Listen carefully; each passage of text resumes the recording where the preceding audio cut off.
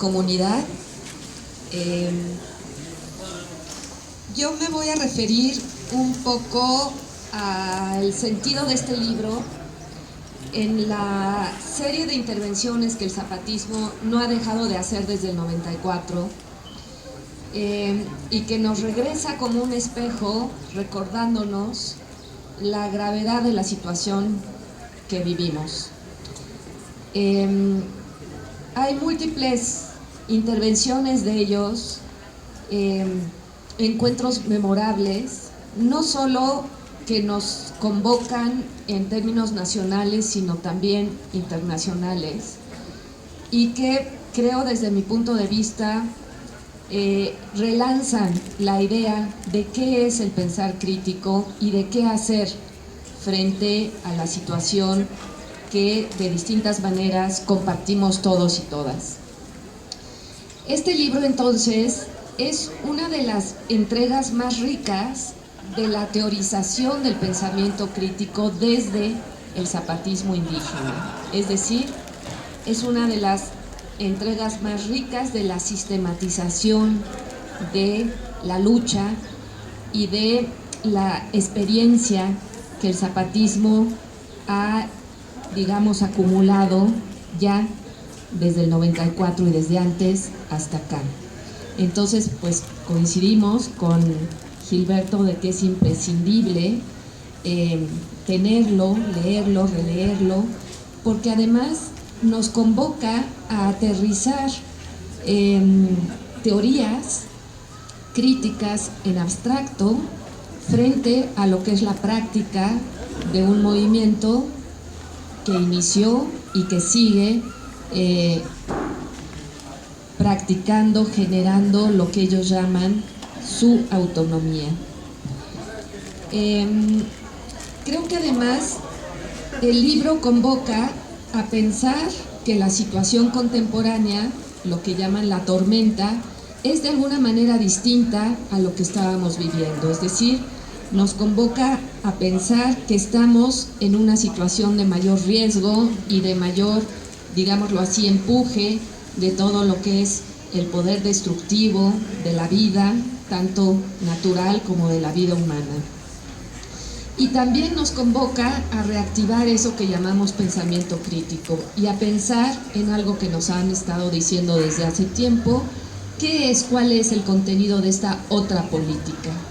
Es decir, no cancelar la política, sino pensar en qué sentido podemos y debemos lanzar y relanzar la idea de una política otra, distinta.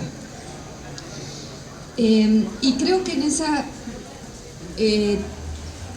convocatoria que nos hace el zapatismo, una de las cuestiones centrales que podemos ver desde el inicio de su aparición, digámoslo así, pública, pero que se reafirma en este libro y por supuesto en el seminario que le dio origen, es la idea de que las mujeres somos parte de esa lucha.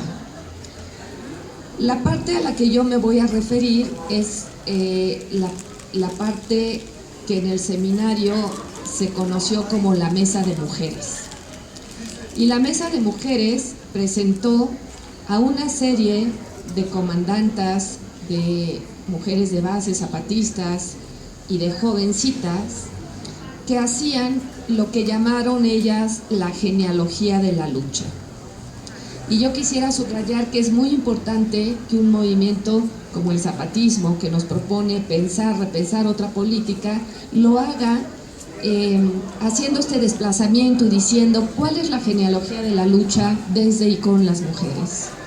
Cómo poder integrarnos, no como un sector más, las mujeres, sino como parte sustancial y central de esa otra política.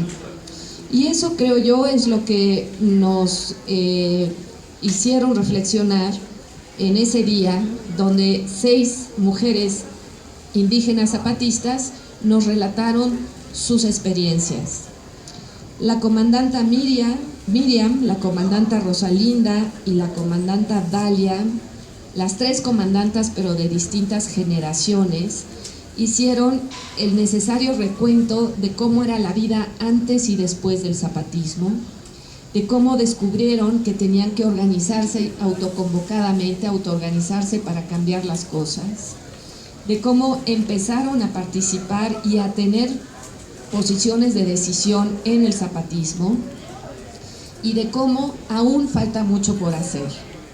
Las comandantas hablan desde la vivencia de la sujeción en las haciendas, desde el peonaje, desde cuando el patrón era el que mandaba, hasta cómo interviene todo esto en la relación con y de sus familias y por supuesto con la tenencia de la tierra.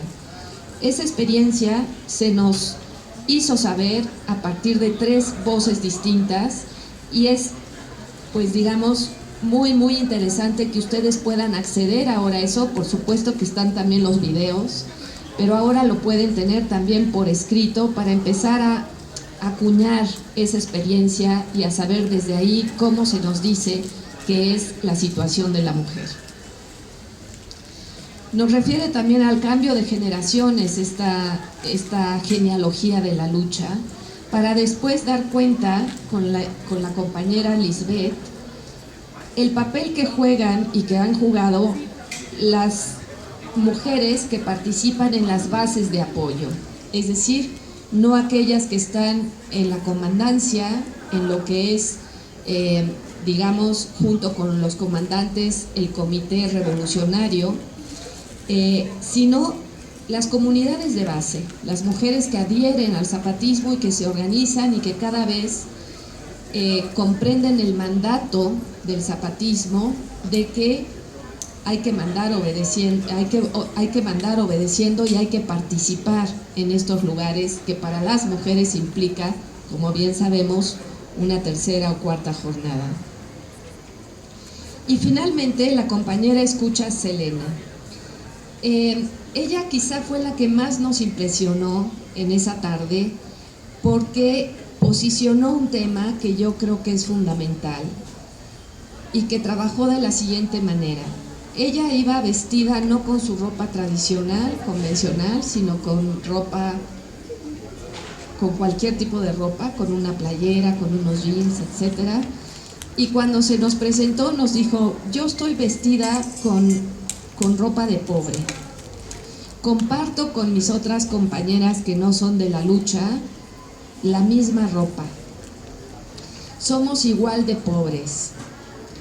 Pero la pobreza de ellos y de ellas es mayor, porque yo soy pobre en términos materiales, pero no soy pobre en términos de identidad, en términos de cultura, en términos de proyecto, en términos de autonomía, en términos de libertad. No soy pobre porque puedo decirle que no al sistema que hoy nos dice cómo ser, cómo vestir, qué necesitamos y qué es lo importante. No soy pobre, aunque sea pobre. Comparto pobreza, pero al mismo tiempo tengo esta riqueza. Estas palabras dichas por una jovencita de 14, 16 años, creo que es lo que más nos hizo pensar esa tarde de lo que está construyendo el zapatismo y de lo que nos pide que nosotros volteemos a ver y atendamos desde nuestros lugares. Sin duda, la palabra que nos dijeron más veces en el seminario fue organícense. ¿Y cómo organizarnos? No hay recetas. Ellos nos explicaron cómo se han organizado, no sin errores, no sin contradicciones, no sin problemas. Lo que sí nos dejaron claro es que organizarse es el camino más difícil porque tenemos todo que resolver. Toda la problemática de lo que es vivir en común, organizándonos con otros y otras.